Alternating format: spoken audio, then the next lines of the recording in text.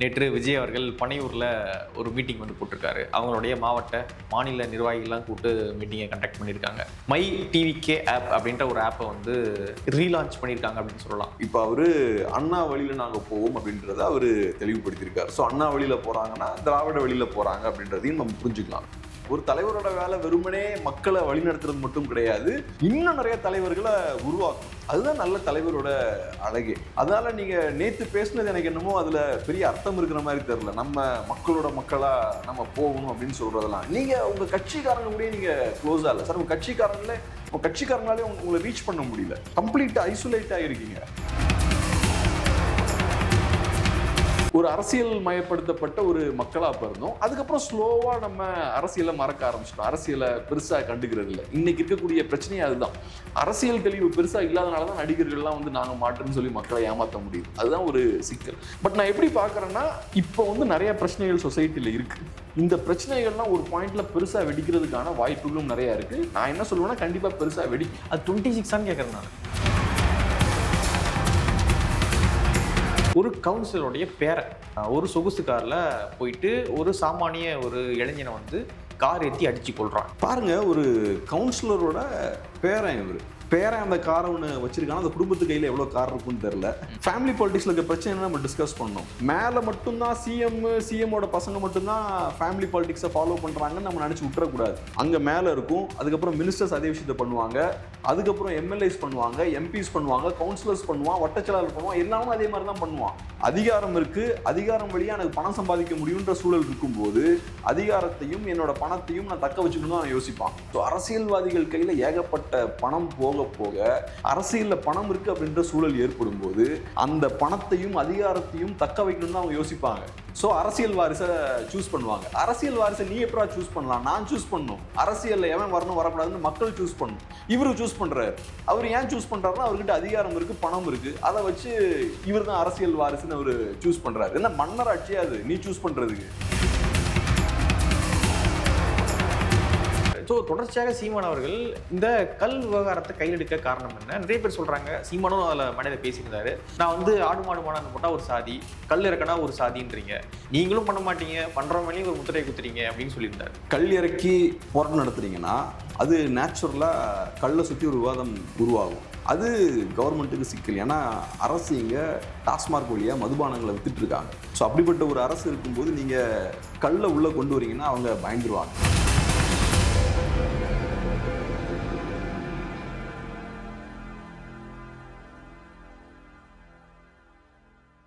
தமிழ் தடம் நேயர்களுக்கு வணக்கம். இன்று நம்மோடு உரையாட ஊடகவியலாளர் திரு கேப்ரியல் அவர்கள் இணைந்திருக்காங்க. வாங்க பேசலாம். வணக்கம். வணக்கம். நேற்று விஜய் அவர்கள் பனையூரில் ஒரு மீட்டிங் வந்து போட்டிருக்காரு. அவங்களுடைய மாவட்ட மாநில நிர்வாகிகள்லாம் கூப்பிட்டு மீட்டிங்கை கண்டக்ட் பண்ணியிருக்காங்க. மை டிவிகே ஆப் அப்படின்ற ஒரு ஆப்பை வந்து ரீலான்ச் பண்ணியிருக்காங்க அப்படின்னு சொல்லலாம். ஆல்ரெடி இருந்தது, கொஞ்சம் அப்கிரேட் பண்ணி லான்ச் பண்ணியிருக்காங்க. குடும்பமாக டிவிகேல மக்கள் இணையணும் அப்படின்றதான் இந்த மீட்டிங்கினுடைய நோக்கமாக பேசியிருக்காங்க.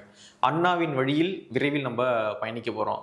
ஆகஸ்ட் 25 மதுரை மாநாடு. அதன் பிறகு ஃபுல்லாக வந்து விஜயாகிய நான் மக்களோடு மக்களாக மக்களிடம் சென்று மக்களுடைய குறைகளை கேட்டறிஞ்சு மக்களோடு மக்களாக நான் பயணிக்க போகிறேன் அண்ணா வழியில் அப்படின்னு வந்து சொல்லியிருக்காரு. ஸோ இவ்வளோ நாளாக பயணிக்கல அப்படின்றத அவங்க ஓப்பனாக சொல்கிறாங்க. இனிமேல் நாங்கள் பயணிக்க போகிறோம் அப்படின்றதையும் அவங்க தெளிவுபடுத்துகிறாங்க. ஸோ ஓகேவா இது? அதான் இப்போ விஜய் அவர்கள் பற்றி நம்ம நேற்றே பேசியிருக்கணும். நேற்று கரெக்டாக நம்ம வீடியோவை பேசி முடிச்சதுக்கப்புறம் இந்த நியூஸ் வருது, விஜய் அவர்கள் பேசுகிறார் அப்படின்ற நியூஸ் வருது. ஸோ நேற்று அதை கவர் பண்ண முடியல. கொஞ்சம் லேட்டாக நம்ம இன்னைக்கு அதை பற்றி பேசுகிறோம். லேட்டாக வந்தால் லேட்டஸ்ட்டாக வர மாதிரி. ஆமாம், முடிஞ்ச அளவுக்கு ஷார்ட்டாகவும் வச்சுக்கோம். ஏன்னா தொடர்ச்சியாக நிறையா விஜய் அவர்களை பற்றியே நம்ம பேசிக்கிட்டு இருக்கோம். ஸோ முடிஞ்ச அளவுக்கு நம்ம ஷார்ட்டாகவும் முடிச்சிருவோம். இப்போ நீங்கள் சொன்னது போல் 2-3 முக்கியமான டெவலப்மெண்ட்ஸ் இருக்குது. இப்போ அவர் அண்ணா வழியில் நாங்கள் போவோம் அப்படின்றத அவர் தெளிவுபடுத்தியிருக்காரு. ஸோ அண்ணா வழியில் போகிறாங்கன்னா திராவிட வழியில் போகிறாங்க அப்படின்றதையும் நம்ம புரிஞ்சுக்கலாம். ஸோ ஆல்ரெடி தான் போகிறாங்க. இதுக்கு முன்னாடி தமிழ் தேசியமும் திராவிடமும் இருந்தது. போக போக செயல்பாடுகள் எல்லாம் பார்க்கும்போது தமிழ் தேசியம் சார்ந்து எதுவும் பெரிய செயல்பாடுகள் இல்லை, பட் திராவிடம் சார்ந்து நிறைய செயல்பாடுகள் இருக்கு அப்படின்ற மாதிரி தோணுது. இது இன்னும் கொஞ்சம் கூட அதை தெளிவுபடுத்துது. ரெண்டாவது இன்னொரு முக்கியமான விஷயம் என்னன்னா, அண்ணா அவர்களை கோட் பண்ணி அவர் சொல்ற விஷயம் என்னன்னா, இந்த மாதிரி மக்களோட மக்களா நிற்கணும், மக்கள்கிட்ட போய் நம்ம கத்துக்கணும், அவங்க கூட ஒர்க் பண்ணணும் அப்படின்ற விஷயங்கள்லாம் அவரு பேசுறாரு. இது எனக்கு ரொம்ப ஆச்சரியமா இருக்கு. இப்போ ஜெகதீஸ்வரன் அவர்கள் ரீசெண்டாக ஒரு இன்டர்வியூ நம்ம சேனலில் கூட கொடுத்தாரு. அதில் அவர் சொல்கிற விஷயம் என்னென்னா, ஏறக்குறைய ஒரு வருஷம் அவர் டிவிகேல பயணம் பண்ணுறாரு. விஜய் அவர்களை ஒரு தடவை கூட நேரில் சந்திக்கல. ஸோ நீங்கள் மக்களை சந்திக்கிறதெல்லாம் செகண்டரி, உங்கள் கட்சியில் இருக்கக்கூடிய முக்கியமான பேச்சாளர்களையும் நீங்கள் சந்திக்கல. அவர் சொல்கிற விஷயம் என்னென்னா, விஜய் அவர்கள் ஈஸிலி அக்சசபிள் இல்லை அப்படின்ற ஒரு விஷயத்த சொல்கிறாரு. ஈஸியாக எல்லாராலையும் அவரை மீட் பண்ணிட முடியாது. எனக்கு கிடைச்ச தகவல் என்னென்னா, பெரிய பெரிய ஸ்ட்ராட்டஜிஸ்டுகள்லாம் இருக்காங்க இல்லையா, அவங்களாலையுமே விஜயை ஈஸியாக அக்சஸ் பண்ண முடியாது. ஸோ விஜய் அவர்கள் கொஞ்சம் தனியாக இருக்கக்கூடிய கேரக்டர் தான். ஸோ யாரும் பெருசாக ஈஸியாக அவரை ரீச் பண்ணிட முடியாது. இன்ட்ரோவர்ட் மாதிரி இருப்பார். இன்ட்ரோவர்ட்டு, ரெண்டாவது பெரிய ஒரு ஸ்டாரும் கூட. ஸ்டார்ஸ்லாம் கொஞ்சம் அவங்களோட அந்த இமேஜை ப்ரொடெக்ட் பண்ணி தான் வச்சுருப்பாங்க. பட் நீங்கள் சொன்ன மாதிரி நான் பார்த்த லெவலில் ஒரு இன்ட்ரோவர்ட் அப்படின்ற மாதிரி தான் பார்க்குறேன். இன்ட்ரோவர்ட்ஸை பார்த்தாலே தெரியும். இப்போ எக்ஸ்ட்ரோவர்ட்ஸ் பார்த்தோம்னா டக்குன்னு ஒரு க்ரௌடோட மிங்கிள் ஆவாங்க, தோளில் கை போட்டு பேசுவாங்க, இதெல்லாம் இருக்கும். பட் இன்ட்ரோவர்ட்ஸ் பார்த்தீங்கன்னா ஒருத்தர் கிட்ட நெருங்கினாலும் அப்படியே லைட்டாக தள்ளுவாங்க. ஃபோட்டோலாம் எடுக்கிறதுக்கு படார்னு கிட்ட வந்து அப்படி கொஞ்சம் லைட்டாக விலகிறதெல்லாம் நம்ம பார்க்க முடியும். இன்ட்ரோவர்ட்ஸ்ட்டு இந்த பிரச்சனை இருக்கும். பட் எனிவே, இதை நான் ஏன் சொல்கிறேன்னா, இப்போ விஜய் அவர்கள் சொல்கிறது நம்ம மக்களோட மக்கள் இருக்கணும், பயணம் பண்ணணும்லாம் சொன்னாலும் இது வரைக்கும் அவர் அக்சசிபிளாகவே இல்லை. நீங்கள் மக்களோட சேர்ந்து ட்ராவல் பண்ணுறதெல்லாம் செகண்டரி. முதல்ல உங்கள் கட்சிக்காரனோட இங்கே க்ளோஸாக இருக்கணும்ல, உங்கள் கட்சியோட செகண்டரி லீடர்ஸோட க்ளோஸாக இருக்கணும், பேச்சாளர்களோட க்ளோஸாக இருக்கணும். இன்ஃபேக்ட் நீங்கள் தான் அவங்களெல்லாம் வழி நடத்தணும். நீங்கள் ஜெகதீஸ்வரன் அவர்களை சந்திக்கவே இல்லைன்னா நான் என்னென்னு புரிஞ்சுக்கிறது? அதை ஆக்சுவலாக நீங்கள் தான் அவருக்கு இன்புட்ஸ் கொடுக்கணும். ஜெகதீஸ்வரனுக்கு திடீர்னு ஒரு நாள் ஃபோன் பண்ணி, சார் நீங்கள் இந்த விஷயங்கள்லாம் பேசுங்க, நல்லா போன மினிட்டும் நல்லா பேசுனீங்க, பட் இந்த விஷயத்தை இப்படி கவர் பண்ணீங்கன்னா நல்லா இருக்கும். அண்ணா அப்படி தானே பண்ணியிருப்பாரு. அண்ணா லீடர்ஸை உருவாக்குனார்ல, செகண்டரி லீடர்ஸை அண்ணா தான் உருவாக்குனார், செகண்டரி லெவல் லீடர்ஸை. ஸோ எப்படி உருவாக்கியிருப்பாரு? அண்ணாக்கு ஐடியாலஜிக்கல் கிளாரிட்டி இருக்கும், பொலிட்டிக்கல் கிளாரிட்டி இருக்கும். புதுசாக யங்ஸ்டர் ஒருத்தர் வர்றாருன்னா பார்த்து கரெக்டாக ஐடென்டிஃபை பண்ணுவார். நமக்கு ஏற்ற ஆளி வந்தான், அவனை வளர்த்துடுவோம், அவனுக்கு மேடையை கொடுப்போம். அப்புறம் அந்த யங்ஸ்டர் மேடையில் போய் ஏறி பேசுவான். பேசும்போது அண்ணா என்ன பண்ணுவார், தம்பி இந்த விஷயத்தெல்லாம் சேர்த்து பேசு, நீ நேற்று பேசின கருத்து நல்லா இருந்தது, பட் அதில் சின்ன ஒரு பிழை இருக்குது, இந்த இஷ்யூவை நீ சரியாக புரிஞ்சுக்கல, இதை நீ இப்படி பார்த்தால் இன்னும் நல்லா இருக்கும்.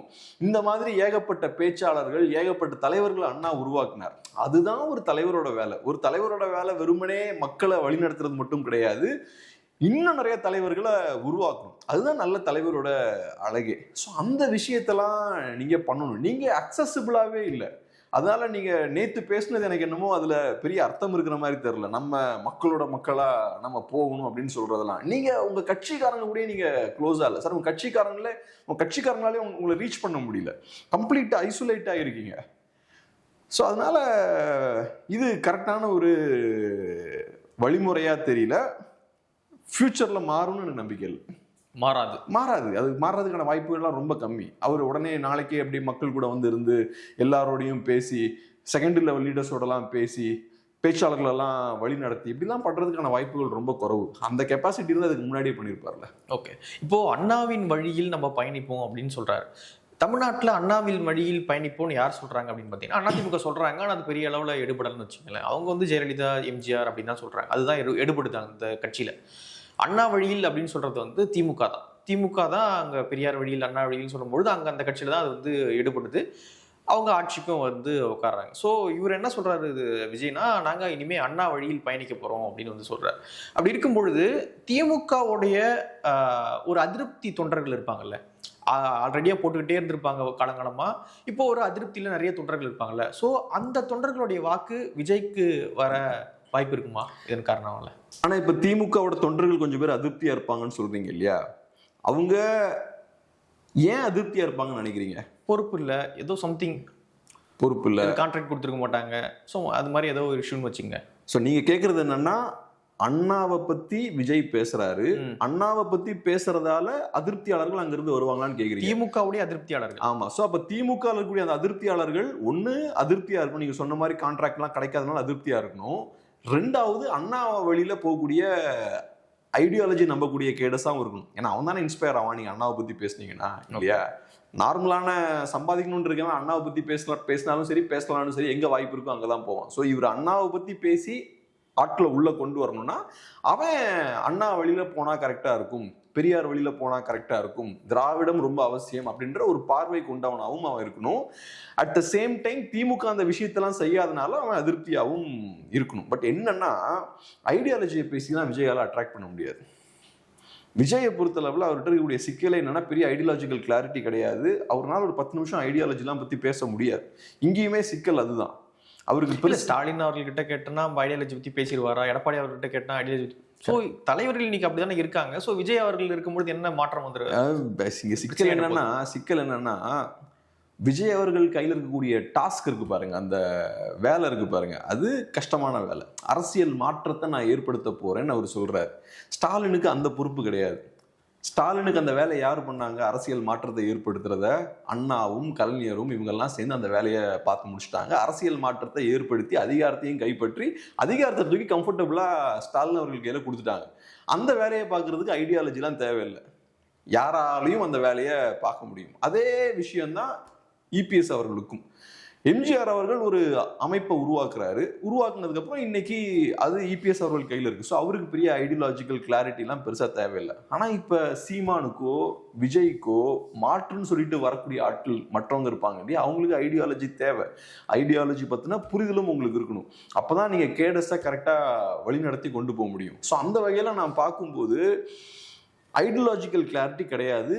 ஐடியாலஜிலாம் பற்றி பெருசாக அவரால் பேச முடியாது. ஸோ அண்ணா அவர்களை பற்றி பேசி திமுக இருக்கக்கூடிய ஆட்களெல்லாம் இவரால் கண்டிப்பாக கவர முடியாது. அந்த அளவுக்கு திமுக பேசுறதை விட அப்போ இவர் பெட்டராக அண்ணாவை பற்றி பேசணும். திமுக அவர்கள் செயல்பாடை விட பெட்டராக இவரோட செயல்பாடு இருக்கணும் திராவிடம் சார்ந்து. ஸோ அதுக்கான வாய்ப்பு கம்மி. ஏன்னா ஒன்று இவரால் பேசவும் முடியாது, ரெண்டாவது டிவிஏ கட்சிக்கு பெரிய அரசியல் செயல்பாடும் கிடையாது.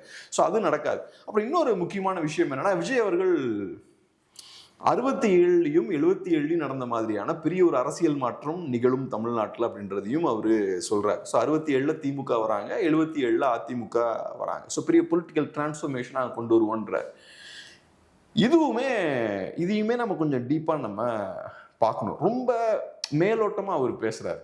இப்போ டிவியில் நம்ம பார்க்குறோம், சச்சின் டெண்டுல்கர் அப்படின்ற ஒரு பெரிய பிளேயர் இருக்கார். நான் சச்சின் டெண்டுல்கர் செஞ்சுரி அடிக்கிறத பார்க்குறேன். உடனே 2006 சச்சின் டெண்டுல்கர் அடித்த அதே செஞ்சுரி நான் அடிப்பேன் அப்படின்னு நான் இன்னைக்கு சொன்னேன்னா அது முட்டாள்தனமாக இருக்கும். ஸோ அப்போ சச்சின் டெண்டுல்கர் அங்கே செஞ்சுரி அடிக்கிறாருன்னா அவர் என்னெல்லாம் செஞ்சுருப்பார் அந்த செஞ்சுரி அடிக்கிறதுக்கு. அதை நம்ம ஸ்டார்டிங்கில் இருந்தே நானும் இப்போ செய்யணும். அவர் ஒரு 7-8 வயசுலேருந்தே கிரிக்கெட் விளையாட ஆரம்பிச்சிருப்பார். ரெகுலராக கன்சிஸ்டண்ட்டாக அவர் ஒர்க் பண்ணிக்கிட்டே இருப்பார். டெய்லி ட்ரெயின் பண்ணுவார். அதுக்கப்புறம் கஷ்டப்பட்டு இந்தியன் டீமுக்குள்ளே வந்து அதுக்கப்புறம் அவர் அந்த செஞ்சுரி அடிச்சிருப்பார். ஸோ ஹிஸ்ட்ரியில் ஒரு பெரிய ஈவெண்ட்டோ ஒரு விஷயம் நடக்குது இல்லை, டெண்டுல்கர் செஞ்சுரி அடிச்சு இந்தியா ஜெயிக்க வச்சுட்டாரு, அதை நான் டக்குன்னு சாதிப்பேன்னு சொல்கிறது கிடையாது. அதுக்கு பின்னாடி நிறையா ஒர்க் இருக்கும். அதெல்லாம் நம்ம பண்ண வேண்டியிருக்கும். அதே போல் 67ல் அரசியல் மாற்றம் ஏற்படுது. அரசியல் மாற்றத்தை மட்டும் நீங்கள் பார்க்கக்கூடாது. அது டிப் ஆஃப் த ஐஸ்பர்க் தான். நீங்கள் பார்க்க வேண்டியது என்னன்னா, அந்த அரசியல் மாற்றம் ஏற்பட என்னெல்லாம் பேக்ரவுண்டில் பண்ணாங்க. ஒரு 30 வருஷம் உழைப்பதுக்கு பின்னாடி இருக்கு. கடுமையாக உழைச்சிருக்காங்க, நிறைய எலெக்ஷன்ஸை ஃபேஸ் பண்ணியிருக்காங்க, தோத்துருக்காங்க, முட்டி மோதி தான் 67ல் மாற்றம் கொண்டு வந்தாங்க. நீங்கள் அதை பற்றி எதுவும் பேசாமல், அந்த மாதிரியான செயல்பாடுகள் எதுலேயுமே ஈடுபடாமல் வெறுமனே அந்த 67ல் பவரை கேப்சர் பண்ணுறாங்க. உங்களுக்கு அட்ராக்ஷன் பவரில் தான் இருக்குது. அதை நான் திருப்பி அப்படியே ரெப்ளிகேட் பண்ணுவேன்னு சொல்கிறது இருக்குல்ல, அது ரொம்ப ரொம்ப ரொம்ப தட்டையான அரசியல். அது ஆழமே இல்லாத ரொம்ப தட்டையான அரசியல். ஸோ இதுவும் சிக்கலாக தான் நான் பார்க்குறேன். இப்போது மை ஆப் அப்படின்னு மை டிவிகே ஆப்னு சொல்லிட்டு ஒரு ஆப்பை வந்து ரீலான்ச் வந்து பண்ணியிருக்காங்க. குடும்பமாக மக்கள் வந்து இணையணும் அப்படின்னு சொல்கிறாங்க. ஸோ மக்கள் இணைகிறாங்க அப்படின்ற ஒரு பார்வை வந்து இருக்குது. ஏன்னா வந்து முதல்ல அந்த ஆப்பை இன்ட்ரடியூஸ் பண்ணும்பொழுது அந்த சர்வர்லாம் ஜாம் ஆகிடுச்சு அப்படின்லாம் வந்து சொன்னாங்க. ஏன்னா அவ்வளோ பேர் வந்து இணைகிறாங்க.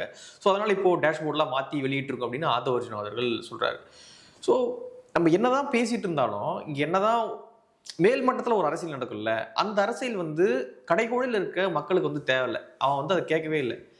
அவனுக்கு என்ன தோணுதோ அவன் வந்து புதுசாக வர ஒரு ஆளை வந்து மாற்றாதான் பார்க்குறான். நீங்கள் வந்து அவன் நாளைக்கு வந்து அந்த கட்சி அங்கே போய் இணையும், இந்த கட்சி இங்கே இணையும் அப்படின்றத வரலாறு பார்க்குறதோ அல்லது ஃப்யூச்சரில் அதை ஃபேஸ் பண்ணுறதோ அதை பற்றி அவனுக்கு கவலையே கிடையாது. இன்னைக்கு விஜய் தான் எங்கள் கண்ணுக்கு மாற்றாக தெரிகிறார். ஸோ நாங்கள் அதனால் வந்து மாற்றுன்னு அவருக்கு ஓட்டு போடுறோம் அப்படின்ற ஒரு மைண்ட் செட்டு தான் வந்து கடைகோடி மக்களுக்கு வந்து இருக்குது. நம்ம மேலே இருந்துட்டு ஒரு பார்வை பார்க்குறோம்ல, அது கடைகோடியில் இல்லை. ஸோ இப்படி இருக்கும்பொழுது எப்படி இது ரெண்டுத்தையும் கனெக்ட் பண்ணி ஒரு பொலிட்டிக்கல் சேஞ்சை நம்ம கொடுக்க முடியும்னு கேட்குறேன். இந்த ரெண்டு விஷயமும் கனெக்ட் ஆகிறது இருக்குல்ல, அது வரலாறுல சில காலகட்டங்களில் தான் நடக்கும். பெரும்பாலான காலகட்டங்களில் மக்கள் எப்பவும் சாதாரணமாக அவங்க வாழ்க்கையை தான் வாழ்ந்துட்டு இருப்பாங்க. மக்களை பொறுத்தளவில் நம்ம இப்போ அரசியலை 24 ஹவர்ஸ் பேசிக்கிட்டு இருக்கோம். சாதாரண மக்கள் அப்படி இருக்க மாட்டாங்க. சாதாரண மக்களை பொறுத்தளவில் நமக்கு ஃபேமிலி இருக்குது, குழந்தைகள் இருக்காங்க, நமக்கு தினம் தினம் நிறையா பிரச்சனைகள் இருக்குது. அதெல்லாம் நம்ம சால்வ் பண்ணணும். எனக்கு உட்காந்துக்கிட்டு இபிஎஸ் வருவாரா, ஓபிஎஸ் வருவாரா, ஸ்டாலின் வருவாரா, விஜய் மாற்றா, இப்படிலாம் மக்கள் வந்து யோசிக்க மாட்டாங்க. ஆனால் சில காலகட்டங்களில் மக்கள் யோசிப்பாங்க. இப்போ உதாரணத்துக்கு ஜல்லிக்கட்டு போராட்டம் நடக்கும்போது எனக்கே ஆச்சரியமாக இருந்தது. அப்போ நான் ஒரு ஹவுசிங் போர்ட் சைடில் நான் வாக்கிங்லாம் போவேன். வாக்கிங் போகும்போதே பார்த்தா பெண்கள்லாம் உட்காந்து கூட்டமாக ரவுண்டாக உட்காந்து அவங்க பேசிகிட்டு இருக்காங்க. பசங்க பார்த்தோன்னா ஜல்லிக்கட்டு போராட்டத்தை பற்றி பேசுகிறாங்க. ஒரு பாயிண்டில் பீக்கை டச் பண்ணும்போது எல்லாருமே பேசுகிறாங்க. அப்போ யூஸ்வலாக இவங்கெல்லாம் அரசியல் பேசுகிற ஆள் கிடையாது, சாதாரணமான சாமானியர்கள் தான். ஆனால் சில நேரங்களில் வரலாற்றில் சில முக்கியமான காலகட்டங்களில் அவங்களும் அரசியலில் பார்ட்டிசிபேட் பண்ண ஆரம்பிக்கிறாங்க. அவங்க அரசியலில் பார்ட்டிசிபேட் பண்ணும்போது பெரிய ஒரு மாற்றத்தை ஏற்படுத்துகிறாங்க. அந்த மாதிரியான சூழல் அப்பப்போ வரும். இந்த ஜல்லிக்கட்டுன்றது ஒரு டெம்பரரியாக சின்ன ஒரு காலகட்டம் நடந்தது. சில நேரங்களில் பெரிய காலகட்டமும் நடக்கும். 5-6 வருஷம் கண்டினியூஸாக நிறைய முக்கியமான நிகழ்வுகள்லாம் நடக்கும். மக்களை அது வேகப்படுத்தும். மக்களும் அரசியலில் பார்ட்டிசிபேட் பண்ண ஆரம்பிப்பாங்க. அப்புறம் மாற்றமாக வந்ததுக்கப்புறம் திரும்ப மக்கள் பேக் டு நார்மல்னு வீட்டுக்கு போக ஆரம்பிச்சிடுவாங்க. அரசியலை பெருசாக கண்டுக்க மாட்டாங்க. 60களில் பெரிய மாற்றம் ஏற்படுத்தினாங்க. ஒரு அரசியல் மயப்படுத்தப்பட்ட ஒரு மக்களாக அப்போ இருந்தோம். அதுக்கப்புறம் ஸ்லோவாக நம்ம அரசியலை மறக்க ஆரம்பிச்சிட்டோம். அரசியலை பெருசாக கண்டுக்கிறது இல்லை. இன்னைக்கு இருக்கக்கூடிய பிரச்சனையே அதுதான்.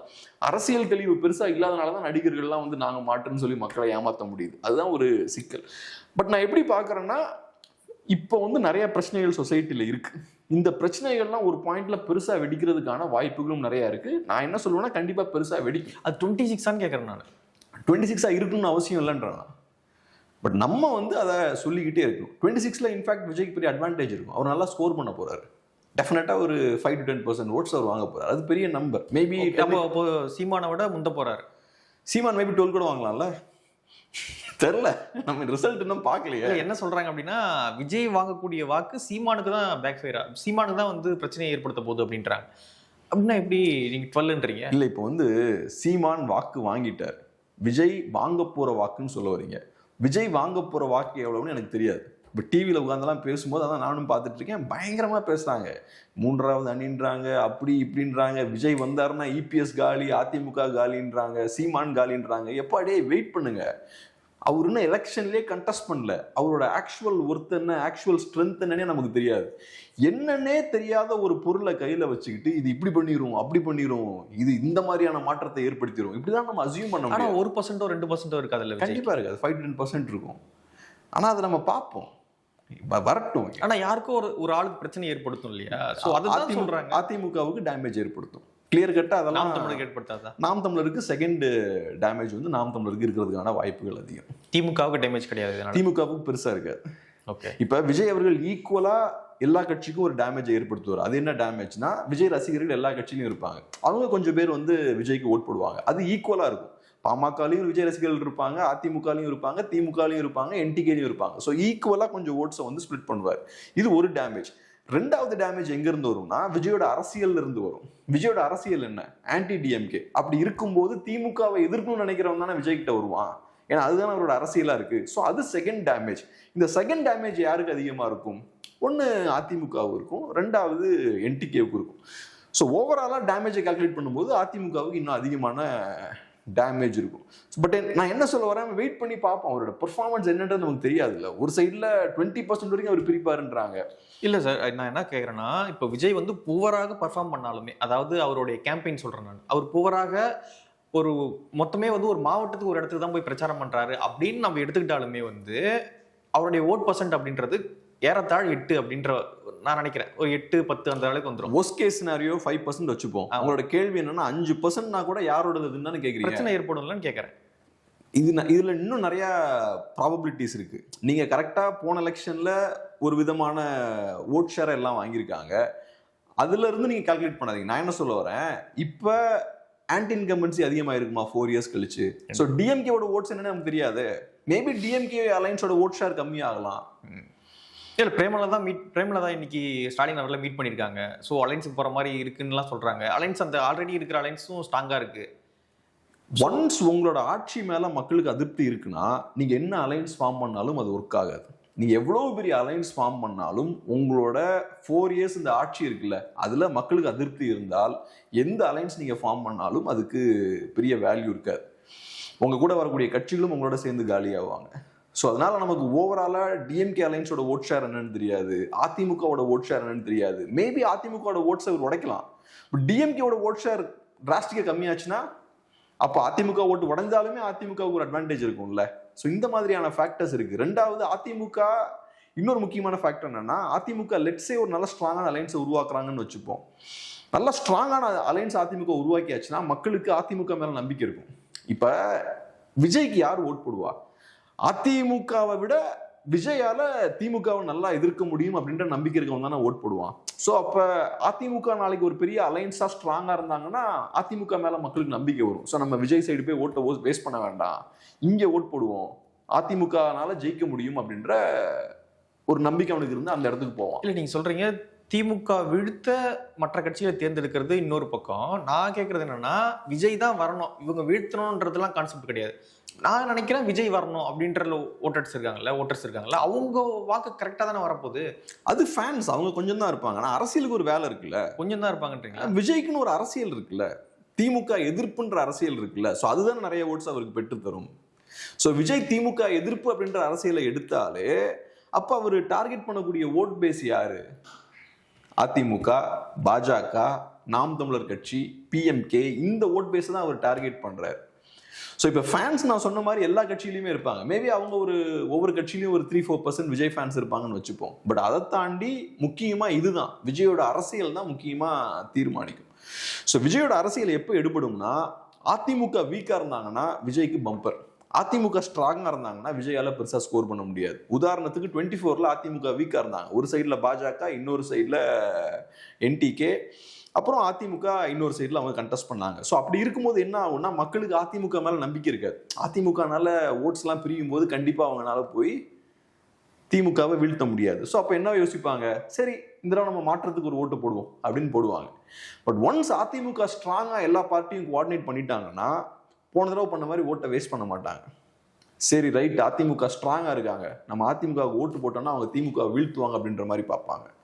ஸோ அதுவும் முக்கியமான ஃபேக்டர். இதெல்லாம் நான் ஏன் சொல்றேன்னா, நிறைய ஃபேக்டர்ஸ் பிளே ஆகுது. ஒன்று, திமுகவுக்கு எதிரான ஆன்டி இன்கம்பன்சி எப்படி இருக்கும் அப்படின்றது ஒன்று. ரெண்டாவது, அதிமுக அலைன்ஸ் எந்த அளவுக்கு ஸ்ட்ராங்கா இருக்க போகுது அப்படின்றது ஒன்று. இதெல்லாம் சேர்ந்து தான் விஜயோட பெர்ஃபார்மன்ஸை தீர்மானிக்கும். ஓகே. அப்புறம் விஜய் அவர்கள் நேற்று பேசும்பொழுது ரீசெண்டாக நடந்த ஆணவ படுகொலை பற்றி ஒரு வார்த்தை கூட பேசாமல் கடந்து போயிட்டாரு. அறிக்கையாகவும் அவங்க எதுவும் விடலை. மேடையில் ரீசெண்டாக 2 நாளைக்கு முன்னாடி நடந்த ஒரு இஷ்யூ தொடர்பாகவும் அவர் மேடையில் பேச மாட்டாரு. ஸோ இதெல்லாம் ஒரு இம்பேக்ட் ஏற்படுத்தும் மக்களுக்கு, எப்படி பார்க்குறீங்க? இப்போ மெம்பர்ஷிப் டிரைவ் அங்கே போய்கிட்டு இருக்கு. மெம்பர்ஸை சேர்க்கக்கூடிய முயற்சியில் ஈடுபடுறாங்க. 2 கோடியும் டார்கெட்லாம் வச்சுருக்காங்க. அதை பற்றி நீங்கள் ஸ்டார்டிங்கில் சொன்னீங்க இல்லையா, அதுலேருந்து நம்ம இதை ஆரம்பிப்போம். இப்போ மெம்பர்ஷிப் நீங்கள் சேர்க்குறீங்க, அதுக்கு ஒரு பர்பஸ் இருக்கணும்ல, ஒரு காரணத்துக்காக தான் நீங்கள் மெம்பர்ஸ் சேர்க்குறீங்க. அது ஆட்சிக்கு வரணும். அதுக்கப்புறம் நீங்கள் என்ன பண்ணணும், அந்த மெம்பர்ஸ் சேர்த்ததுக்கப்புறம் அதை வச்சு ஒரு வேலை பார்க்கணும். ஏன் மெம்பர்ஸ் சும்மா சேர்க்கல, கணக்காட்டுறதுக்காக நீங்கள் சேர்க்கல, 2 கோடி என்கிட்ட இருக்காங்கன்றதுக்காக நீங்கள் சேர்க்கல. ஃபர்ஸ்ட் மெம்பர்ஸை நீங்கள் சேர்க்கறதுக்கு ஒரு காரணம் இருக்கணும்.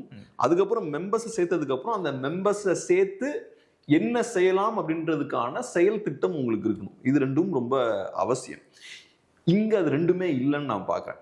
ஒன்று, நீங்க மெம்பர்ஸை சேர்க்கும் போதே ஒரு பர்பஸோட அதை சேர்க்கணும், ஒரு காரணத்துக்காக அதை சேர்க்கணும். இப்போ அந்த இடத்துல தான் நீங்க சொல்ற மாதிரி இஷ்யூஸ்லாம் வரும். இப்போ ஆணவ படுகொலைகள் நடக்குது, அன்எம்ப்ளாய்மெண்ட் இருக்கு, அது போக வேற நிறைய சிக்கல்கள் இருக்கு, நம்மளோட உரிமைகள்லாம் பறிக்கப்படுது, இப்படி நிறைய பிரச்சனைகளை நீங்க அடுக்குங்க. இந்த பிரச்சனைகளெல்லாம் காட்டி இதுக்கெல்லாம் நான் தீர்வு, என்கிட்ட வந்து மெம்பரா சேருங்க அப்படின்னு சொல்லணும். ஸோ உங்ககிட்ட மெம்பரா வந்து ஒருத்தன் சேர்றான்னா எதுக்காக வந்து சேர்றான், இந்த பிரச்சனைகளுக்கெல்லாம் தீர்வு அப்படின்றதுக்காக வந்து சேர்றான். அதுக்கப்புறம் சேர்த்ததுக்கு அப்புறம் நீங்க என்ன பண்ணணும், இந்த பிரச்சனைகளுக்கெல்லாம் தீர்வு காண்றதுக்கு அந்த மக்களை யூஸ் பண்ணணும். அவங்களோட சேர்ந்து நீங்க போராட்டங்கள் நடத்தணும், களத்துல இறங்கி ஒர்க் பண்ணணும். இதுதான் நியாயமான வழிமுறை. ஆனா இங்க என்ன நடக்குதுன்னா, இஷ்யூஸே இல்லை. மெம்பர்ஸ் எதுக்கு வந்து சேர்றாங்க, விஜயோட ஃபேஸ்க்காக வந்து சேர்றாங்க. விஜய் எதுக்காக மெம்பர்ஸை சேர்க்கிறாரு, நான் பவருக்கு வரணுன்றதுக்காக சேர்க்கிறாரு. ஸோ அந்த இடத்துல அவங்க இஷ்யூஸே டச் பண்ண மாட்டேங்கிறாங்க. நீங்க சொன்ன மாதிரியான பிரச்சனைகளை அவங்க டச் பண்ண மாட்டேங்கிறாங்க. இது சீரியஸான பிரச்சனை. இந்த மாதிரி அரசியல் நடக்கக்கூடாது. மெம்பர்ஷிப் டிரைவ்ன்றது இஷ்யூ பேஸ்டா இருக்கணும். சில பிரச்சனைகள் இருக்கு, அதுக்கான தீர்வா மெம்பர்ஸ் வந்து சேரணும். சேர்ந்ததுக்கு அப்புறம் அந்த பிரச்சனைகளை தீர்க்கிறத ஒட்டி அவங்க ஆக்டிவா ஒர்க் பண்ணணும். இந்த பேசிக்கான லாஜிக்கே இல்லாம, எதுக்கு சேர்றோன்னே தெரியாம, சேர்ந்ததுக்கு அப்புறம் என்ன பண்ணணும்னே தெரியாம அப்படியே குரூப்பா இருக்காங்க. இப்ப அவங்க 4 கோடி சேர்ந்தா கூட எதுவும் பண்ண போறது இல்லை. ஏன்னா அவங்களுக்கு பெரிய செயல் திட்டம் கிடையாது. இதுதான் பெரிய சிக்கல். ஸோ இப்படி ஒரு கிளாரிட்டி இல்லாம இருக்கிறனால நீங்க சொன்ன இந்த ஆணவ படுகொலை இஷ்யூ கிடையாது, நிறைய இஷ்யூஸ் அவங்க கையில் எடுக்கல. நிறைய இஷ்யூஸை கையில் எடுக்காம அவங்க லூஸ் விட்டுருக்கு. நிறைய இஷ்யூஸ் சொல்றதை விட எந்த இஷ்யூவும் கையில் எடுக்கல. 1-2 இஷ்யூஸ் தவிர எல்லாத்தையும் விட்டாங்க. அது காரணம் அவங்களுக்கு ஒரு ஆக்ஷன் பிளான் இல்லை. ஓகே, நாங்கள் கொள்கை ரீதியாக செயல்படுவோம் அப்படின்னு அவங்க மாநாட்டில் அறிவிச்சாங்க. தமிழ் தேசியம் திராவிடமும் இந்த மன்னனுடைய கண்கள் 2 கண்கள் அப்படின்னு அறிவித்திருந்தாங்க. கொள்கை தலைவராகவும் ஒரு 5 பேரை வந்து அவங்க லிஸ்ட் பண்ணியிருந்தாங்க. இப்போது அவங்க கொள்கை தலைவராக அறிவித்த தலைவர்களுக்கு தலைவர் சார்ந்த ஒரு பிரச்சனைகள் எழும்பொழுது அவங்க ரொம்ப சைலண்டாக தான் இருந்திருக்காங்க. சீமான் அவர்கள் பெரியாரை பேசும்பொழுது சைலண்டாக இருந்தாங்க. பெரியாரை வந்து அவங்க கொள்கை தலைவராக அறிவிச்சிருந்தாங்க. அதே போல் வந்து காமராஜர் அவர்கள் குறித்து இப்போது ஏசி மாட்டினாங்க, அந்த பிரச்சனை எழுந்தது. ஸோ அப்போது அவங்களும் கொள்கை தலைவராக அறிவிச்சிருந்தாங்க. அந்த இஷ்யூ வரும்பொழுது அவங்க சும்மா தான் இருந்தாங்க.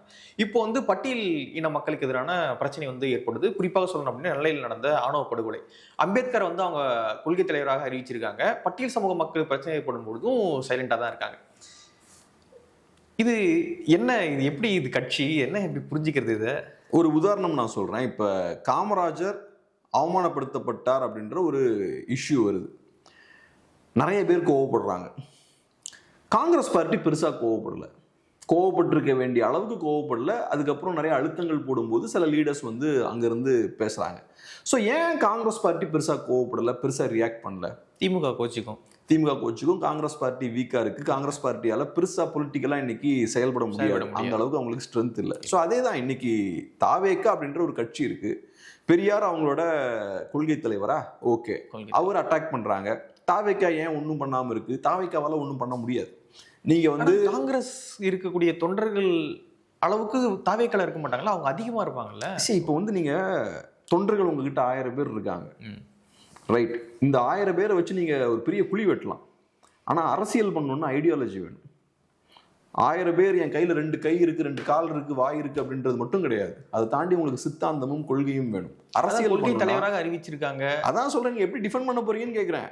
1000 பேர் இருக்கீங்க, ரைட்டு. ஆனா நீங்க பெரியாரை டிஃபெண்ட் பண்ணணும்னா பெரியார் என்ன சொன்னாரு, இந்த இடத்துல இப்படி பேசியிருக்காரு, அந்த இடத்துல அப்படி பேசியிருக்காரு, பெரியாரை பத்தி நீங்க பேசினது தவறு. அப்புறம் நீங்க பெரியாரை மையமா வச்சு உங்க அரசியலை கட்டியிருக்கணும். அதுவும் பண்ணல. ஸோ பெரியாரை மையமா வச்சு நீங்க அரசியல் கட்டியிருந்தீங்கன்னா பெரியார் ஒருத்தர் அட்டாக் பண்ணும்போது உங்களுக்கு வலி வரும். நான் பெரியாரை காட்டி தான் கட்சியை வளர்த்து வச்சிருக்கேன், நீ பெரியார் அட்டாக் பண்ணா எனக்கு பிரச்சனை வருது, நீங்க வெளில வருவீங்க. நீங்க பெரியாரை மையமா வச்சு அரசியல் கட்டல. ரெண்டாவது, அப்படியே நீங்க பெரியாரை டிஃபெண்ட் பண்ணணும்னு நினைச்சாலும் உங்களால டிஃபெண்ட் பண்ண முடியாது. அதை டிஃபெண்ட் பண்றதுக்கான ஸ்ட்ரென்த் உங்ககிட்ட கிடையாது. சரி, கண்டிக்கிறோம் அப்படியாச்சும் ஏதாவது சொல்லலாம்ல, மேம்போக்கான ஒரு வார்த்தைகளாச்சும் சொல்லலாம். அது கூட சொல்ல மாட்டாங்கன்றதான கேள்வியா இருக்கு. அப்படி சொன்னா கூட மேபி என்டிகே மாதிரியான கட்சியை பார்த்து அவங்களுக்கு ஒரு பயமும் இருக்கலாம். ஏன்னா இப்போ என்டிகேவால மேபி விஜய் அளவுக்கு பெரிய ஸ்ட்ரென்த் இல்லாமல் இருக்கலாம். விஜய் கிட்ட மேபி ஒரு 1,00,000 ஃபேன்ஸ் இருக்கலாம். என்டிகேட்ட மேபி ஒரு 1,00,000 ஃபேன்ஸ் இல்லாமல் இருக்கலாம், கேடர்ஸ் இல்லாமல் இருக்கலாம். ஆனால் அவங்க ஐடியாலஜி ட்ரிவன் கேடர்ஸ். அவங்களால பொலிட்டிக்கலாக ஆக்டிவாக இருக்க முடியும், சோஷியல் மீடியாவில் ஆக்டிவாக இருப்பாங்க, களத்துலேயும் அவங்களால ஆக்டிவாக இருக்க முடியும். ஸோ நீங்கள் பெரியாரை டிஃபெண்ட் பண்ணீங்கன்னா எப்படி என்டிகேக்காரங்க திமுக அட்டாக் பண்ணாங்களோ அதே மாதிரி உங்களையும் அட்டாக் பண்ணுவாங்க.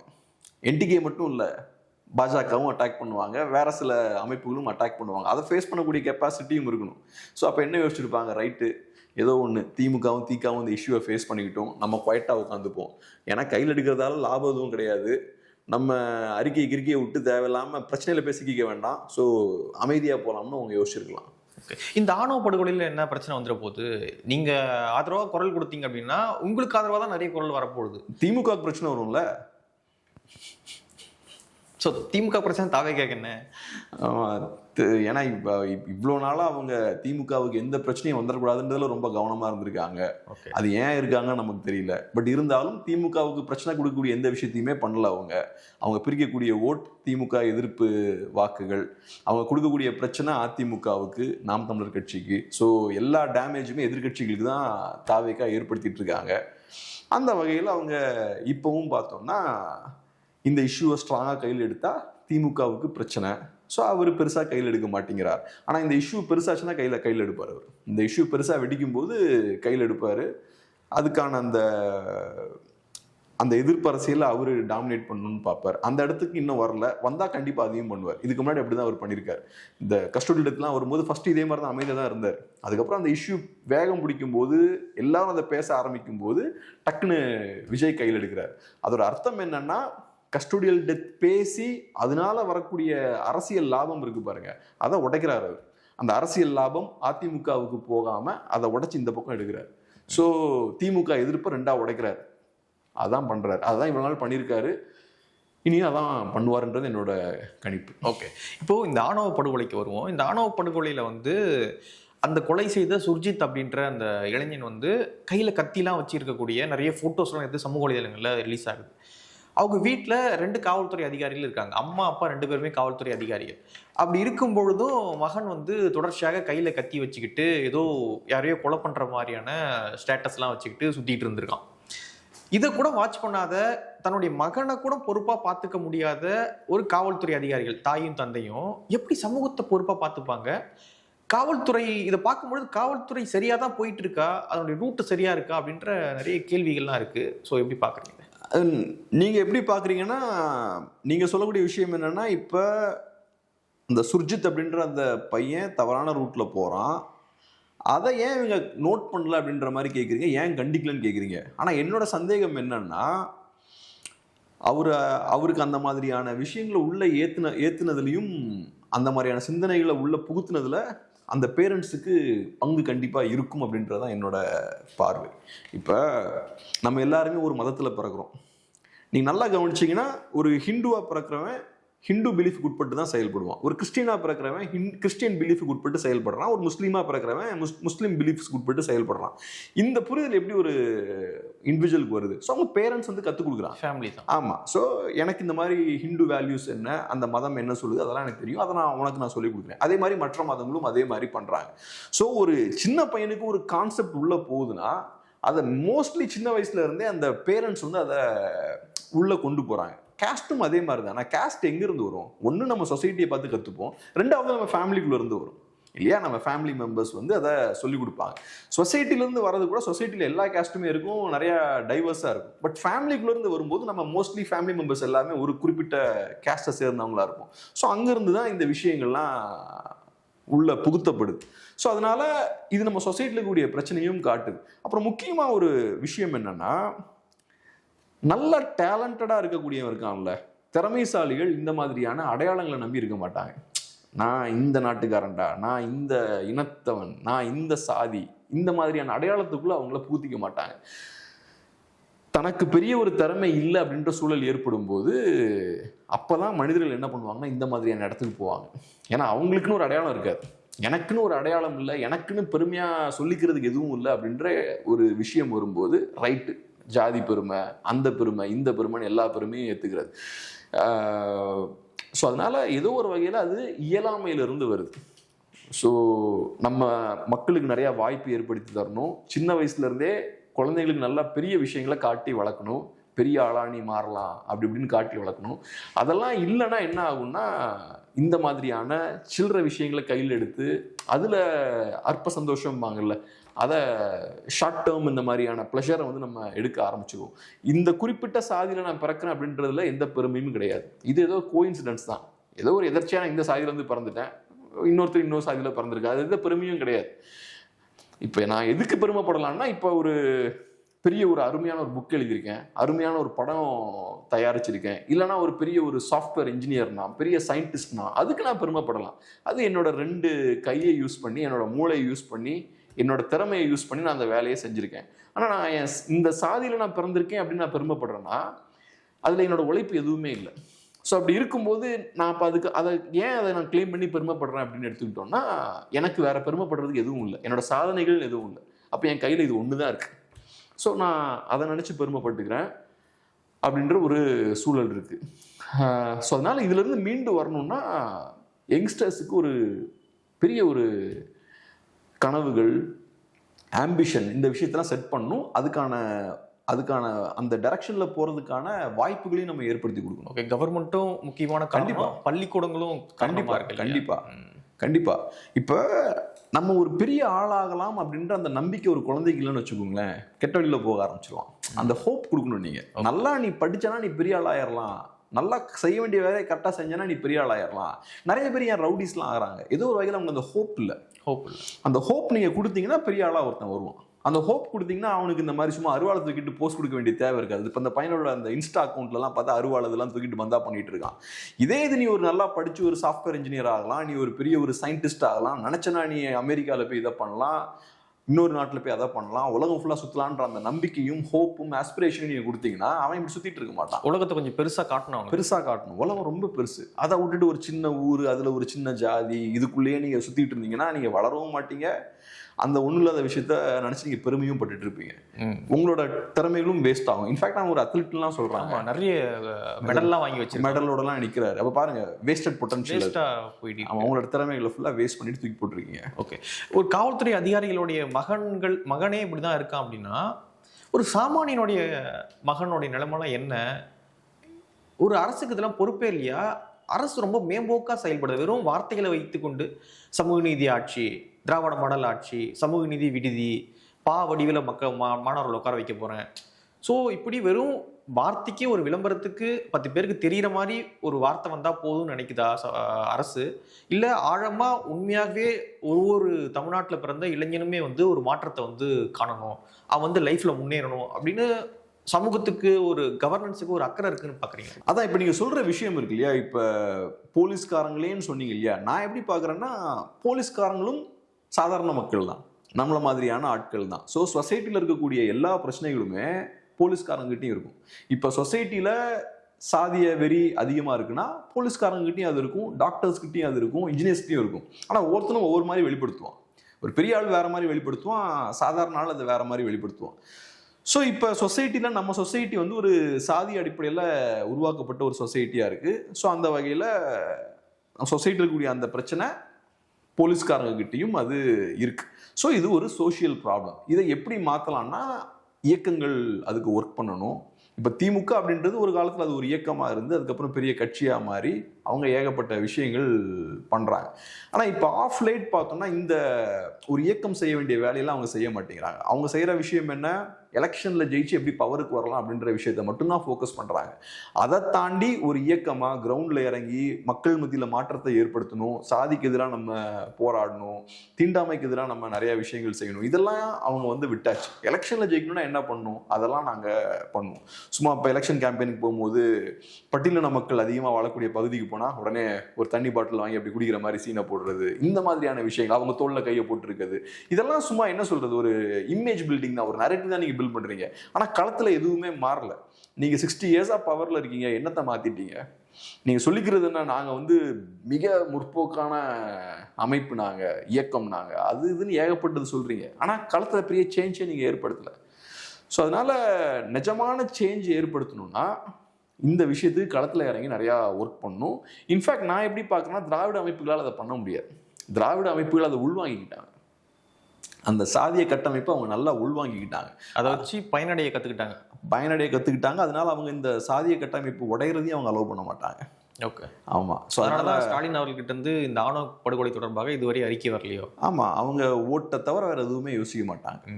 அவங்க இன்னைக்கு இந்த சாதிய கட்டமைப்பை யூஸ் பண்ணி அவங்க லாபம் அடையக்கூடிய இடத்துல இருக்காங்க. இது அவங்களுக்கு ஏதோ ஒரு வகையில் அரசியலில் லாபம் தரக்கூடிய விஷயமா இருக்குது. தமிழ்நாட்டு மக்களை பிரித்து அவங்களுக்குள்ளேயே சண்டை போட விட்டு வேடிக்கை பார்க்குறது அவங்களுக்கு லாபம் தரக்கூடிய விஷயமா இருக்குது. ஸோ அதனால் இந்த பிரச்சனைகள்லாம் மாறணுன்னாலும் நமக்கு ஒரு அரசியல் மாற்றம் தேவை. எல்லா பிரச்சனைகளுக்குமே ஏதோ ஒரு வகையில் அரசியல் மாற்று தான் தீர்வு அப்படின்ற இடத்துக்கு தான் இருக்கும். ஓகே, ஆனால் மக்கள் அரசியல் விட்டு நகர்ந்துருக்காங்க. ஆனால் எல்லாத்துக்கும் மாற்றம், எல்லாத்துக்கும் கடைசியில் அரசியல் மாற்றம் தான் நிற்கும். ஆமாம், நிறைய பிரச்சனைகள் பார்த்தோம்னா அங்கே தான் கனெக்ட் ஆகும். அன்எம்ப்ளாய்மெண்ட்டாக இருக்கலாம், உங்களோட உரிமை சார்ந்த விஷயங்களாக இருக்கலாம், பெண்களுக்கான விடுதலையாக இருக்கலாம், இந்த மாதிரியான சாதிய ரீதியிலான பிரச்சனைகளாக இருக்கலாம். எல்லாமே கடைசியில் அரசியல் மாற்றம் அப்படின்ற அந்த ஒரு புள்ளியில் தான் இருக்கும். இதெல்லாம் மாறணும்னா நீங்கள் அரசியல் மாற்றத்தை நீங்கள் புஷ் பண்ணணும். ஓகே, ஜெயின்ஜார்ஜ் ஹோட்டல்ல இருந்து ஆட்கள் மாறணும். ஆமாம், அங்கே மாறிச்சுன்னா அதுக்கப்புறம் இங்கேருந்து அங்கே ஒரு மாற்றத்தை ஏற்படுத்தணும், அப்புறம் அங்கேருந்து இங்கே மாற்றத்தை ஏற்படுத்தும். ஓகே, இங்கே காவல்துறை அதிகாரிகளுடைய மகன் ஒரு கொலை செய்கிறான். ஆணவ சாதி படுகொலை செய்கிறான். தன்னுடைய பெற்றோர் வந்து காவல்துறை அதிகாரிகளாக இருக்காங்க, நம்ம தப்பிச்சிடலாம் அப்படின்ற அடிப்படையில் கூட அவன் செஞ்சுருக்கலாம் மேபி. இதே போல் ஒரு இன்சிடென்ட், கொஞ்சம் குறைவான ஒரு இன்சிடென்ட் கூட சொல்லலாம், சென்னையில் வந்து நடக்குது. என்ன அப்படின்னா, சென்னையினுடைய ஒரு கவுன்சிலருடைய பேரை ஒரு சொகுசு காரில் போயிட்டு ஒரு சாமானிய ஒரு இளைஞனை வந்து கார் ஏற்றி அடித்து கொள்கிறான். என்னடா காரணம், ஏன் அப்படி பண்ண அப்படின்னு கேட்கும்பொழுது ஒரு காதல் விவகாரம். அதில் அந்த பையனுக்கு எந்த சம்மந்தமும் கிடையாது. அந்த பையன் சம்மந்தப்பட்ட பையனுக்கு ஆதரவாக வந்த பையனை இந்த கவுன்சிலருடைய பேரை கார் அடித்து கொண்டு இருக்கான் அப்படின்ற செய்தி வந்திருக்கு. ஆனால் இது பெரிய ஒரு விஷயமாக மாறல. நிறைய பத்திரிகையாளர்கள் சமூக வலைதளங்களில் பதிவு பண்ணுறாங்க, ஸ்டாலின் அவர்கள் நேரடியாக அந்த கவுன்சிலருக்கு தொடர்பு கொண்டு உங்கள் பேரனை மரியாதையாக போய் சரண்டர் ஆக சொல்லுங்க அப்படின்னு சொன்னதின் அடிப்படையில் தான் வந்து சரண்டர் ஆகியிருக்காரு அப்படின்லாம் தகவல் வந்துட்டு இருக்கு. ஸோ இந்த விஷயம் எப்படி பார்க்குறீங்க? பாருங்க, ஒரு கவுன்சிலரோட பேரன் இவர்கிட்ட லேண்ட் ரோவர் கார் இருக்குது. நான் இப்போ சும்மா ப்ரைஸ் செக் பண்ணி பார்த்தேன், 1-2 கோடி ரூபா அந்த ப்ரைஸுன்றாங்க, அந்த காரோட விலைன்றாங்க. அதை ஒரு சின்ன பையன் அந்த காரை கையில் வச்சுருக்கான். ஸோ பேரன் அந்த காரை ஒன்று வச்சுருக்கானா, அந்த குடும்பத்து கையில் எவ்வளோ கார் இருக்குன்னு தெரில. அவங்க இன்னும் நிறைய கார்ஸ்லாம் வச்சுருப்பாங்கன்னு நினைக்கிறேன். ரெண்டாவது, என்ன ஒரு அரகன்ஸ், அந்த எக்ஸ்பென்சிவான காரை வாங்கி இன்னொருத்த மேலே ஏற்றுறதுக்கு தைரியம் இருக்குது அவங்களுக்கு. இப்போ நம்மலாம் சாதாரணமாக ஒரு பென் ஒன்று 1000 ரூபாய்க்கு வாங்கிட்டோம்னா ஸ்க்ராட்ச் விழுந்துடக்கூடாது, கீழே போட்டால் உடஞ்சிருமா அப்படின்லாம் யோசிப்போம். அசால்ட்டாக ஒரு 1 கோடி 1.5 கோடி ரூபாய்க்கு ஒரு காரை வாங்கிட்டு விட்டு இன்னொருத்த மேலே ஏற்றுவோம், இடிச்சாலும் பரவாயில்ல அப்படின்ற தைரியம்லாம் எங்கே இருந்து அடிச்சு கொண்டு இருக்கான். ஆமாம் ஆமாம். அவங்க அந்த பையன் சொல்கிற விஷயம் என்னென்னா, நாங்கள் பயங்காட்டுறதுக்காக பண்ணோம், பட் ஏதோ இடிச்சிருச்சுன்ற மாதிரி சொல்கிறாரு. விசாரணை முடிஞ்சதுக்கப்புறம் என்னன்றது நமக்கு தெரியும். அதில் இருந்து எல்லாருமே வந்து போதையில் இருந்தாங்க அப்படின்னு அந்த பாதிக்கப்பட்ட தரப்பு வந்து சொல்கிறாங்க. பாருங்க, இப்போ எனக்கு இதில் ரொம்ப ஆச்சரியமாக இருக்கக்கூடிய ஒரு விஷயம் என்னென்னா, சாதாரண ஒரு கவுன்சிலர் கையில் இவ்வளோ பெரிய பவரும் இவ்வளோ பெரிய பணவளமும் எங்கேருந்து வருது? அவரோட பேரன் ஒருத்தனுக்கு லேண்ட் ரோவர் காரு, அப்புறம் நீங்கள் சொன்ன மாதிரி வேற நிறைய பவர்ஸ் இருக்குது.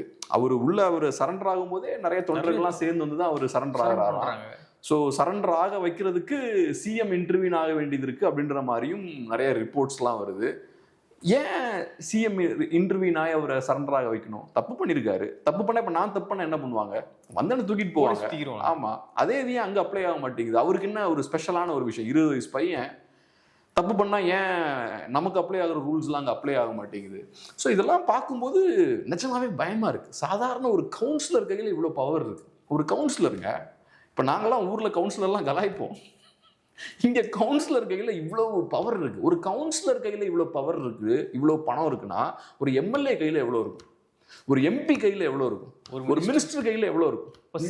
இந்த பணம்லாம் யார் பணம்? இன்னும் கொஞ்சம் மேலே போயிட்டுங்க. ஆமாம், அவங்க கையில் எவ்வளோ இருக்கும் அப்படின்னு கண்டிப்பா ஓகே போய்கிட்டே இருக்க வேண்டியதான், மேல வரைக்கும் கண்டிப்பா போகலாம். ஓகே. ஸோ இப்போ யோசிச்சு பாருங்க, இவங்க கையில இவ்வளோ பணம் இருக்குன்னா இதெல்லாம் யாரோட பணம்?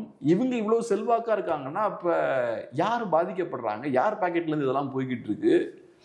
இவங்க கையில எப்படிங்க இவ்வளோ பணம் இருக்கலாம்? ஆனா அன்பார்ச்சுனேட்லி இப்படி இருக்கு.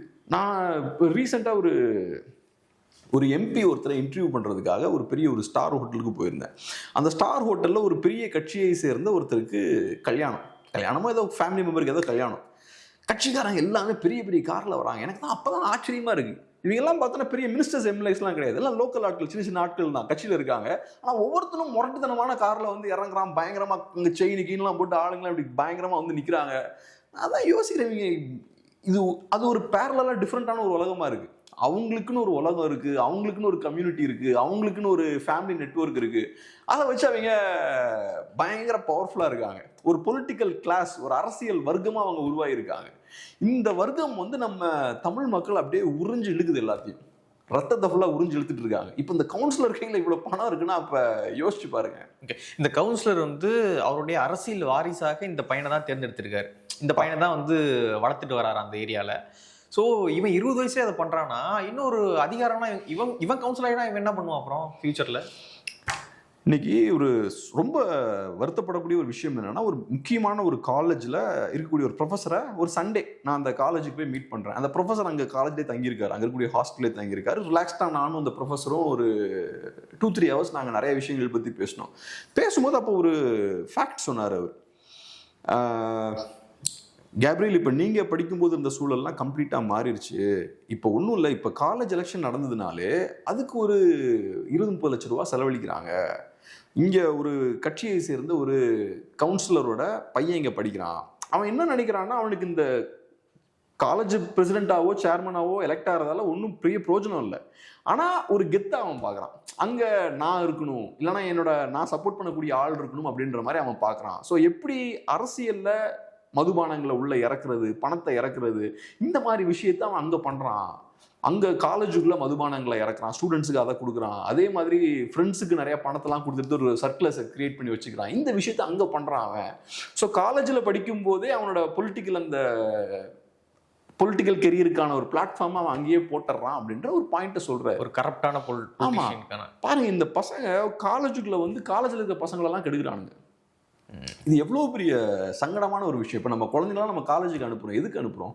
நல்லா படித்து நல்லா வளர்ந்து வரணுன்றதுக்காக. நம்ம குழந்தைங்களுக்கு ஒன்றும் இந்த மாதிரியான பிளாக் மணி, இந்த பணம்லாம் இருக்காது. ஸோ அவன் படித்தாதான் போய் அடுத்தது ஒரு கம்பெனியில் வேலை பார்த்து 50,000மோ 1,00,000மோ சம்பாதிக்க முடியும். அங்கே போனால் இந்த வேலைகளை பண்ணிட்டு இருக்காங்க. அந்த ப்ரொஃபஸர் வந்து சொல்கிறாரு, நம்மளால் எதுவும் பண்ண முடியல, நம்ம என்ன பண்ண முடியும் அப்படின்றாரு. ஸோ இவ்வளோ பெரிய ஒரு சிக்கல் இருக்குது. ஸோ அரசியல்வாதிகள் கையில் ஏகப்பட்ட பணம் போக போக அரசியலில் பணம் இருக்குது அப்படின்ற சூழல் ஏற்படும் போது அந்த பணத்தையும் அதிகாரத்தையும் தக்க வைக்கணும்னு அவங்க யோசிப்பாங்க. ஸோ அரசியல் வாரிசை சூஸ் பண்ணுவாங்க. அரசியல் வாரிசை நீ எப்படா சூஸ் பண்ணலாம்? நான் சூஸ் பண்ணணும். அரசியலில் எவன் வரணும் வரக்கூடாதுன்னு மக்கள் சூஸ் பண்ணணும். இவரு சூஸ் பண்ணுறாரு. அவர் ஏன் சூஸ் பண்ணுறாருன்னா, அவர்கிட்ட அதிகாரம் இருக்குது, பணம் இருக்குது. அதை வச்சு இவர் தான் அரசியல் வாரிசுன்னு அவர் சூஸ் பண்ணுறாரு. என்ன மன்னர் ஆட்சியா அது நீ சூஸ் பண்ணுறதுக்கு? ஆனால் அப்படிப்பட்ட ஒரு சூழல் இங்கே இருக்குது. ஏன்னா மேல்மட்டம் அப்படி இருக்கிறதுனால கீழே வரைக்கும் வந்து நம்மளே சூஸ் பண்ணிக்கலாம் போல அடுத்த இடத்துல அப்படின்னு நினைக்கிறாங்க. இது நம்ம டிஸ்கஸ் பண்ணோம் இல்லையா ஏற்கனவே. ஃபேமிலி பாலிடிக்ஸில் இருக்க பிரச்சனை நம்ம டிஸ்கஸ் பண்ணோம். மேலே மட்டும்தான் சிஎம்மோட பசங்க மட்டும்தான் ஃபேமிலி பாலிடிக்ஸை ஃபாலோ பண்ணுறாங்கன்னு நம்ம நினச்சி விட்டுறக்கூடாது. அங்கே மேலே இருக்கும். அதுக்கப்புறம் மினிஸ்டர்ஸ் அதே விஷயத்த பண்ணுவாங்க. அதுக்கப்புறம் எம்எல்ஏஸ் பண்ணுவாங்க, எம்பிஸ் பண்ணுவாங்க, கவுன்சிலர்ஸ் பண்ணுவான், வட்டச்செயலாளர் பண்ணுவான், எல்லாமே அதே மாதிரி தான் பண்ணுவான். அதிகாரம் இருக்கு, அதிகாரம் வழியா எனக்கு பணம் சம்பாதிக்க முடியுன்ற சூழல் இருக்கும்போது அதிகாரத்தையும் என்னோட பணத்தையும் நான் தக்க வச்சுக்கணும்னு அவன் யோசிப்பான். ஸோ அதிகாரத்தையும் என்னோட பணத்தையும் நான் தக்க வச்சுக்கணும்னு நினைக்கும் போது என்ன பண்ணுவான்? ஏன் பையனுக்கு அந்த அதிகாரத்தை நான் டிரான்ஸ்ஃபர் பண்ணுவேன். எப்படி என்னோட லேண்டை டிரான்ஸ்ஃபர் பண்ணுறனோ, என்னோட குடும்ப சொத்தை நான் டிரான்ஸ்ஃபர் பண்ணுறோம், அதே மாதிரி என்னோட அதிகாரத்தையும் நான் டிரான்ஸ்ஃபர் பண்ணுவேன், பதவியும் டிரான்ஸ்ஃபர் பண்ணுவேன். இது நீ டிரான்ஸ்ஃபர் பண்ணுறது உன்னோட ப்ராப்பர்ட்டி கிடையாது இது. ஆனால் அன்ஃபார்ச்சுனேட்லி இப்படி ஒரு சிஸ்டமை டாப் டு பாட்டம் பில்ட் பண்ணி வச்சுருக்காங்க. இவனுக்கு முரட்டுத்தனமான பணக்காரர்களாகவும் இருக்காங்க. அவங்க அந்த கல்யாணத்துக்குலாம் நான் போனப்போ எனக்கு ஆச்சரியமாக இருக்குது. அந்த எம்பிக்காக நான் வெளில வெயிட் பண்ணிட்டு இருக்கேன். ஒரு பெரிய லாபி அங்கே அந்த ஹோட்டலில் கிரவுண்ட் ஃப்ளோர் ஃபுல்லாக ஏறக்குறைய ஒரு பெரிய ஹால் மாதிரி இருக்குது. நாங்கள் ஒரு ஓரமாக உட்காந்து பார்த்துட்டு இருக்கோம். இவங்க ஃபுல்லாக மேலே போகிறாங்க, கீழே வராங்க, முரட்டு காரில் வந்து வரிசையாக நிற்கிறாங்க. இது என்னடா இது வேற ஒரு உலகமாக இருக்கே இது. இவங்களுக்குள்ள ஒரு நெட்வொர்க் அந்த மாதிரி ஸ்ட்ராங்காக இருக்குது. இந்த வெல்த் எங்கிருந்து வருதுன்னு நம்ம யோசிக்கணும். சாமானிய மக்கள் கிட்ட இருந்து இந்த வெல்த் போக வேண்டிய இடத்துக்கு கரெக்டாக போச்சுன்னா எவ்வளோ பெரிய சமூக மாற்றம். ஆமாம், பெரிய ஒரு மக்களாக இருந்திருப்போம் நம்ம. ஸோ அரசியல்வாதிகளால் பெரிய அளவில் நம்ம வீழ்த்தப்பட்டிருக்கோம். ஓகே, அடுத்ததாக சீமான் அவர்கள் நேற்று திருச்சியில் கல் விடுதலை மாநாட்டை வந்து போட்டிருந்தாங்க. அதில் சீமான் பங்கேற்று பேசியிருந்தார். நிறைய விஷயங்கள் குறித்து பேசியிருந்தார். குறிப்பாக இயற்கை விவசாயம் அது இதுன்னு பேசியிருந்தார். அதன் பிறகாக வந்து நான் வந்து பணம் வாங்கிட்டேன்னு சொல்கிறாங்க திமுக கிட்ட. திமுக எனக்கு பணம் கொடுத்ததுன்னு சொல்லுங்கடா நீங்கள் அப்படின்னு சொல்லி பேசியிருக்காரு. அப்புறம் வந்து ஆன்ம பொருட்களே அதெல்லாம் பேசியிருக்காரு. ஸோ தொடர்ச்சியாக சீமான் அவர்கள் இந்த கல் விவகாரத்தை கையில் எடுக்க காரணம் என்ன? நிறைய பேர் சொல்கிறாங்க. சீமானும் அதில் மனையில் பேசியிருந்தாரு. நான் வந்து ஆடு மாடு மாடான்னு போட்டால் ஒரு சாதி, கல் இறக்கனா ஒரு சாதின்றீங்க, நீங்களும் பண்ண மாட்டீங்க, பண்ணுறவங்களையும் ஒரு முத்திரையை குத்துறீங்க அப்படின்னு சொல்லியிருந்தார். ஸோ தொடர்ச்சியாக முன்னாடியே வந்து கல் இறக்கியிருந்தாரு, அவரே பனைமரம் மாரி இறக்கியிருந்தாரு. அப்பொழுதே இந்த விஷயம் வந்து அவர் மேலே சொல்லப்பட்டுச்சு, சாதி ரீதியாக செயல்படுறாரு. இப்பொழுது திருச்சியில ஒரு மாநாடு போட்டிருக்காங்க. இப்பொழுது இன்னும் கொஞ்சம் ஆழமாக சொல்றாங்க. தொடர்ச்சியாக சீமான் அவர்கள் குலத்தொழிலை ஊக்குவிக்கிறாரு, சாதி ரீதியாக செயல்படுறாரு அப்படின்னு சொல்றாங்க. ஸோ சீமானோட நோக்கம் அதுதானா? நோக்கம் வந்து ரொம்ப சிம்பிள். நீங்கள் கல் இறக்கி போராட்டம் நடத்துறீங்கன்னா அது நேச்சுரலாக கல்லை சுற்றி ஒரு விவாதம் உருவாகும். அது கவர்மெண்ட்டுக்கு சிக்கல். ஏன்னா அரசு இங்கே டாஸ்மார்க் வழியாக மதுபானங்களை வித்துட்ருக்காங்க. ஸோ அப்படிப்பட்ட ஒரு அரசு இருக்கும்போது நீங்கள் கல்லை உள்ளே கொண்டு வரீங்கன்னா அவங்க பயந்துருவாங்க. ஏன்னா அரசு ஒரு 20 ரூபா பொருளை 100 ரூபாய்க்கு வித்துட்ருக்காங்க. பெரிய மார்ஜின் அங்கே இருக்குது.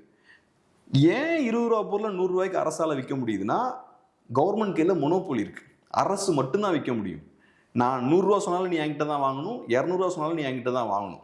அதனால நம்ம வேற வழி இல்லாமல் எல்லாரும் அங்கே போய் வாங்கிட்டு இருக்கோம். ஸோ இப்போ சீமான் என்ன சொல்றாரு, இன்னொரு இயற்கையான மதுபானத்தை நம்ம மார்க்கெட்ல இறக்கலான்றார். கல் அப்படின்ற ஒரு ப்ராடக்டை உள்ள இறக்கலான்றார். ஸோ நீங்க அதை மார்க்கெட்ல இறக்குனீங்கன்னா என்ன ஆகும், கவர்மெண்டோட மொனோபோலி உடஞ்சு போயிடும், கவர்மெண்டோட இன்கம் உடஞ்சு போயிடும். ஸோ அதனால அவங்க பயப்படுறாங்க. இப்போ கல்லை லீகலைஸ் பண்ணால் பொதுமக்கள் நிறைய பேருக்கு அது லாபகரமாக இருக்கும், நிறைய மக்களோட வாழ்வாதாரத்தை அது உயர்ற்றும். அதெல்லாம் இருந்தாலும் கவர்மெண்ட்டுக்கு பெரிய லெவலில் ரெவன்யூ லாஸ் ஆகும். எதுக்கு நம்ம போயிட்டு உடம்ப கெடுக்கக்கூடிய ஸ்பிரிட்டை தான் குடிச்சிட்டு இருக்கோம்ல. சாதாரண 20-30 ரூபா மதிப்புள்ள சாதாரண ரொம்ப லோ கிளாஸ் லிக்கரை 200-300 ரூபா கொடுத்து நம்ம குடிச்சிட்டு இருக்கோம். ஸோ அப்படி இருக்கும்போது மக்களுக்கு இன்னொரு ஆப்ஷன் கிடைச்சா அந்த பக்கம் போக ஆரம்பிச்சிடுவாங்க. இது கவர்மெண்ட் எப்படி இதை அலோவ் பண்ணும்? ஸோ கல் அப்படின்ற கான்செப்ட் வந்து பயங்கரமான ஒரு பொலிட்டிக்கல் ஸ்ட்ராட்டஜி. அது நீங்கள் டைரெக்டாக மதுபானங்களை ப்ரைவேட்டைஸ் பண்ணுங்க, ஏன் கவர்மெண்ட்டே விற்கிறீங்க, எல்லாரும் விற்கட்டுமே அப்படின்னு சொன்னீங்கன்னா தப்பாக போயிடும். மக்கள் வந்து என்ன இவங்க மதுபானத்தை போய் சப்போர்ட் பண்ணுறாங்களே அப்படின்ற மாதிரி பார்ப்பாங்க. ஸோ கவர்மெண்ட் கையிலே இருக்குன்னு பார்ப்பாங்க. ஆனால் நீங்கள் கல்னு கொண்டு வந்தீங்கன்னா கவர்மெண்டால் அதை டிஃபெண்டே பண்ண முடியாது, மக்களும் அதை ஏற்றுப்பாங்க. ஏன் இவ்வளோ மோசமான சரக்கு அங்கே வித்துட்டு இருக்க, கொஞ்சம் ஹெல்த்தியாக இங்கே வந்தால் என்ன, குடிக்கிறவன் அங்கே போய் குடிக்கட்டுமே, எதுக்கு ஸ்பிரிட்டை குடிச்சா அவன் சாகணும், லிவரை எடுத்துக்கணும், அங்கே போட்டுமே அப்படின்ற மாதிரி யோசிப்பாங்க.